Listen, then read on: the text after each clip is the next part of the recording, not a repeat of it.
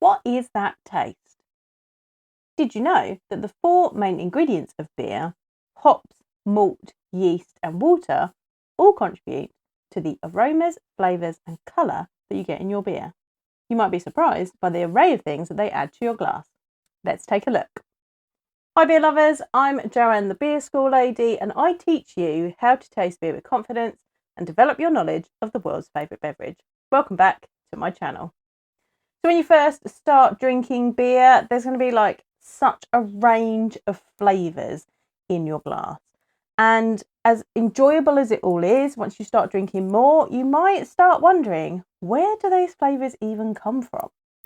Each of the main ingredients in beer, which we know are hops, malt, yeast, and water, add their own components to beer. And even then, depending on the ratios of those and how they interact with one another during the brewing process, flavours and aromas and even colour can change drastically.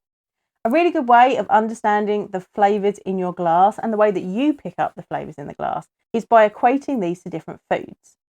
Let's take a look at these today based on different types of beer that you might enjoy. So if the beers that you're enjoying currently are IPAs, dippers, American pale ales, you are going to be looking at hop forward beers. A lot of these use American hops, so there are certain descriptors that we can use with those, and so there are certain foods that you can apply to these. For example, lots of citrus fruits, particularly grapefruit. You might get some orange, lemon and lime in these beers. So grab yourself some citrus fruits, have a little smell and a taste, and see how you pick up these aromas and flavours. You're also going to get tropical fruits in there as well. So pineapple, mango, really crazy things like lychee, guava, even dragon fruit. Try all of those if you can. But for these beers, we're also not just thinking in terms of fruits. We're also going to be looking for pininess, resinousness. That's going to give bitterness to these beers to balance them out. Those elements are slightly harder to eat to be able to get those tastes, but think about kind of Christmas trees and things like that, and then you'll get a good idea of what to expect in those beers. If by contrast you like your dark beers, these are generally malt forward beers. Malt adds an amazing range of flavours and aromas to your beers. Specialty malts in our dark beers like porters and stouts are going to add things like coffee, dark chocolate, milk chocolate, and even nuttiness, depending on the style. But pale malts add their own range of flavours as well. In pale malt forward beers, something like a lager, you can find a very different array of flavours. For example, in very pale beers, you might get cracker or light bread. With bread, think about differences in bread. White bread, bread crust, brown bread, bread with seeds in, all of these different flavours can be added to your beer by malts. You can also get things like dried fruits and honey from the malt, depending on what's being used. Generally, when we're talking about malts, we're talking about barley, but other specialty malts can be used, such as rye and spelt. These will add their own flavours to the beer, and even wheat has been said to add a lemony taste to beer as well. While we're on the subject of lagers, German and German-inspired or Czech-inspired lagers will also use German and Czech and European hops. These can add very different flavours to American hops. They're going to add spiciness, they're going to have floral notes, sometimes they're perfumey and even minty. Heading back to our malt forward beers, something like a ordinary bitter or a best bitter, anything really from the bitter family, also from the Scottish beer family. These are malt forward, but they also use English hops. So you're going to get flavours like caramel and nuttiness from the malts, but you might also get an earthy, marmaladey flavour from the English hops.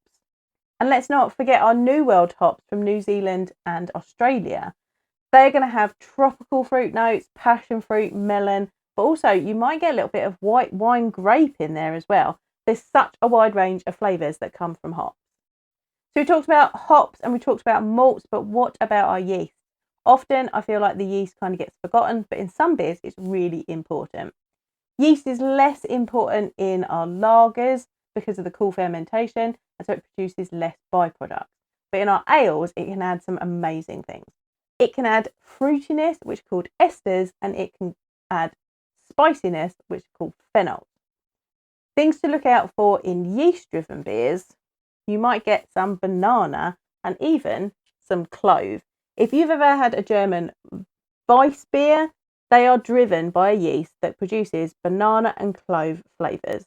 In a lot of Belgian beers, you might come across pear flavours and even other dried fruits, cherries, figs, dates, sultanas. I get quite a lot in Belgian beers.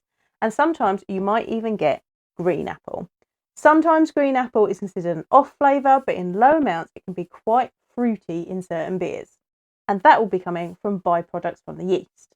There are also other spices that can be added by fermentation. Black pepper and pepperiness is often found in saisons that use certain strains of Belgian yeast. And you might also get things like nutmeg and allspice from yeast byproducts. If you're into your sour beers, these are also driven by the way they are fermented. Sometimes it's a mixed fermentation, and sometimes there's just bacteria in there. Various different bacteria will add different types of flavours and aromas to these beers. If you've ever had a beer with Brettanomyces in, these are some of my most favourite words to use describing beer. Horse blanket, wetwood, barnyard, just to add all that lovely funkiness in there. There's also things like lactobacillus, which were used in beers like in Berliner Weiss, where you get a lovely yogurty lactic acid type flavour. That's coming from a bacteria. And in Flanders red ales, if you're interested in that kind of style, they are fermented with a bacteria called Acetobacter, which will add that lovely balsamic vinegar flavour to them. Water has a big part to play in beer, as it is 90% of the makeup of beer, but that is a very intricate area to talk about, so we'll leave that for another day. So those are the flavours that just come from the 4 main ingredients of beer, but of course brewers can add whatever they like to beer. They can add fruit, they can barrel age it in wood, there can be all sorts of really weird things added like seaweed, scallops, oysters, various different things can be added to make the beers that the brewers want. If you're getting something that you don't think is coming from the 4 main ingredients, it's time to have a read up on the can and see what extra ingredients have been added to that beer. Are there any flavours in your beers that you're struggling to identify? Let me know in the comments and let's see if we can work it out together. Let me know if this video has given you an aha moment about where the flavours are coming from in your glass by hitting that like button now. And if you would like to learn more about beer vocabulary that can really help you in describing the beers that you enjoy, check out the videos that are on your screen now.